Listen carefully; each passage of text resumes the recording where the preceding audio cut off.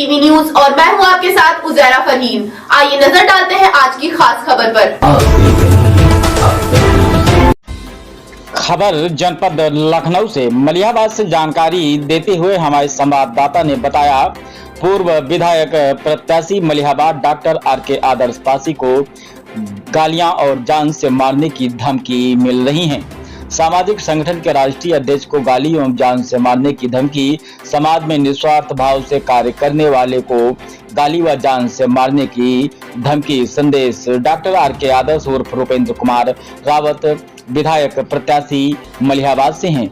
जब एक संगठन का राष्ट्रीय अध्यक्ष एवं सामाजिक कार्यकर्ता ही सुरक्षित नहीं तो आम आदमी कैसे सुरक्षित होगा।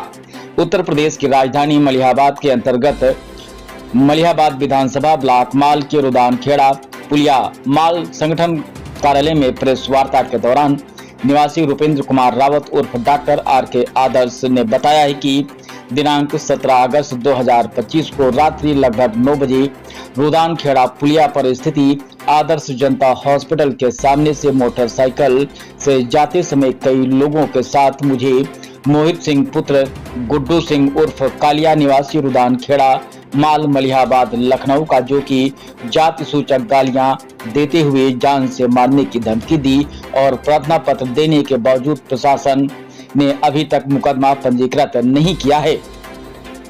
आरोपी को गिरफ्तार भी नहीं किया गया है, जबकि एक दबंग प्रवृत्ति का व्यक्ति है। पहले भी कई बार गालियां दिया और जान से मारने की भी धमकी दी।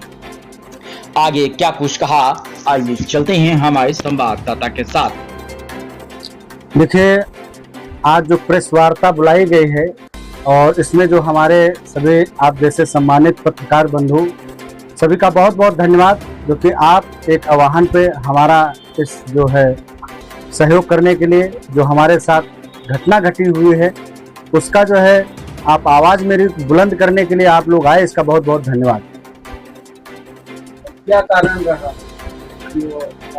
देखिए, बीते दिनों जो है मेरे साथ कुछ ऐसी घटना घटी है जो कि वो बहुत ही हमें तृप्त कर रही है। और जैसा कि मैं क्षेत्र का एक दबंग प्रवृत्ति का व्यक्ति, मेरे इस संस्थान के सामने से जाते हुए उसने गालियों से संवाद किया, अपशब्द बोले, जाति सूचक गालियां दिया और जान से मारने की धमकी दी। तो जब ये मुझे पता चला तो मैं तुरंत बाहर निकल करके गया और मैंने जानने का प्रयास किया और जानने के बाद मुझे संतोषजनक का जानकारी मिली कि वही था जो कि हमारे पड़ोस रुदान खेड़ा का रहने वाला जो है मोहित सिंह सनाब श्री गुड्डा सिंह उर्फ कालिया, जो कि कई बार ऐसा कृत्य किया है, जो कि गालियों से जाति सूचक शब्द बोल करके जान से मारने की धमकी दी। और उसके बाद मैं तुरंत इस मामले को जो है एक प्रार्थना पत्र ले जा करके मैंने शासन प्रशासन पुलिस को दिया और जा करके देने के बाद अभी तक कोई ऐसी संतोषजनक मेरे साथ कोई कार्रवाई नहीं हुई। अभी तक जो है पुलिस प्रशासन ने इसको क्या एक्शन में लिया है? देखिए, पुलिस प्रशासन ने एक्शन में नहीं लिया है, वो किसी के दबाव में है या कुछ करना नहीं चाहती है। और उन्होंने मुझसे जानकारी ली और एसआई जी आए, हल्के के दरोगा जी आए, मेरी वार्तालाप हुई। वार्तालाप होने के बाद मुझे ऐसा महसूस हुआ कि कहीं ना कहीं वो किसी के दबाव में आकर के वो कार्रवाई करना नहीं चाहते हैं, और जो कि आज भी तक आरोपी ना तो कोई मुकदमा पंजीकृत किया गया है, ना तो अभी उसको जो है गिरफ्तार किया गया है। आप एक संगठन के जो है राष्ट्रीय अध्यक्ष भी हैं, सामाजिक कार्यकर्ता भी हैं। जब आपकी कार्रवाई नहीं हो रही है तो आम जनता का क्या हाल होगा, इस पर आप बताएं। जी बिल्कुल, आप महोदय जी सही कह रहे हैं कि मैं लगातार कई वर्षों से समाज में निस्वार्थ भाव सेवा कर रहा हूं। समाज के लोगों की समस्याओं को, मुद्दों को शासन प्रशासन तक पहुंचाने का काम कर रहा हूं। और मैं एक वीरांगना उदा देवी पासी बहुजन संगठन का राष्ट्रीय अध्यक्ष होने के नाते, राजनीतिक दल पब्लिक अधिकार सोशलिस्ट इंडियन पार्टी राष्ट्रीय प्रभारी उत्तर प्रदेश होने के नाते, और पूर्व विधायक प्रत्याशी और भावी भी पूर्व विधायक प्रत्याशी हूँ, और अगर हमारे जैसे एक सामाजिक जिम्मेदार समाज का नेतृत्व करने वाले लोगों के साथ अगर ऐसा होगा तो हमारे आम जनता के साथ क्या होता होगा, इसकी आप तुलना कर सकते हैं। लेकिन ये हम कतई बर्दाश्त नहीं करेंगे, चाहे मुझे शासन प्रशासन से लेकर के ऊपर तक जाना पड़े, एसडीएम महोदय तक जाना पड़े, डीएम महोदय तक जाना पड़े, चाहे वो राष्ट्रपति महोदय तक जाना पड़े। हम लोग जो है अपने पार्टी और संगठन के समस्त संगठन के कार्यकर्ता पदाधिकारियों के साथ आने वाले समय में एक डेट निश्चित करेंगे और धरना प्रदर्शन करने का काम करेंगे। जब तक हमें संतोषजनक कार्रवाई नहीं हो जाएगी, जब तक हमें न्याय नहीं मिल जाएगा, हम शांत बैठने वाले नहीं हैं।